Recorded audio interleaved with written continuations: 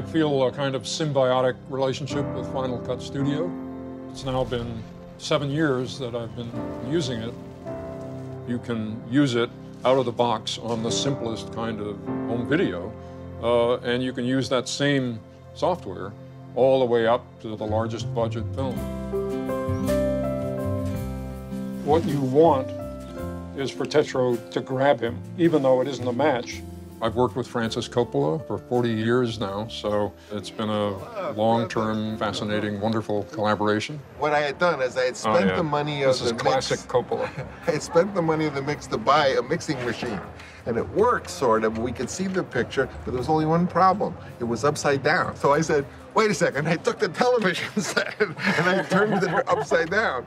So Francis has always been interested in the process by which films are made as much as he's interested in the final product.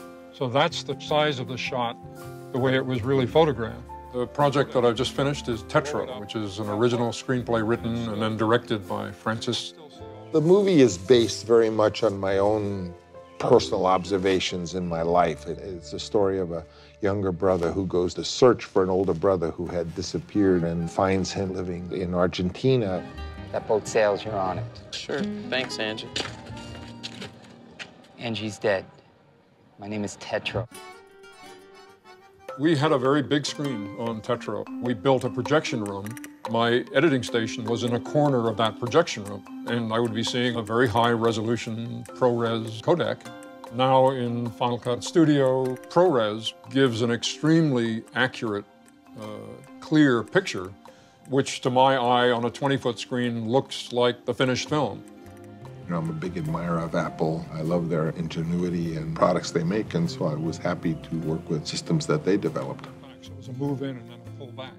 You're sitting there with your editor, and I did this all the time with Walter. I said, well, what if that wasn't there, but we took that, moved it over there, and then we did that, which Final Cut can do. That idea can very often lead to yet another idea that wasn't anticipated by either of the people suggesting to make the change.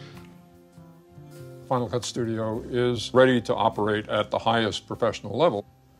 And I've always felt that people at Final Cut were listening to us, and now I'm seeing a number of these things actually coming to fruition. One of the things I'm really excited about in the latest version of Final Cut Studio is the iChat Theater, which adds the ability to show the screen that you're working on the screen of the person that you're talking to who might be 8,000 miles away.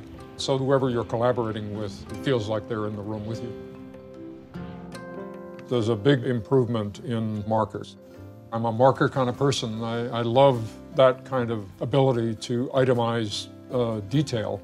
Now there are different levels of markers so that you can say, here's a set of markers which are just relevant to the visual effects, and you can color them differently, and also now they will travel with the cut.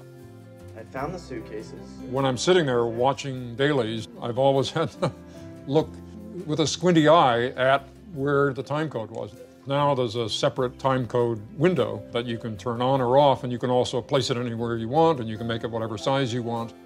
And I say, hallelujah, the new version of Final Cut Studio. It's getting things up a level in terms of utility and performance. You know, we're really making a film. These things are really necessary. It's just the wonderful evolution of a piece of software as sophisticated as Final Cut Studio.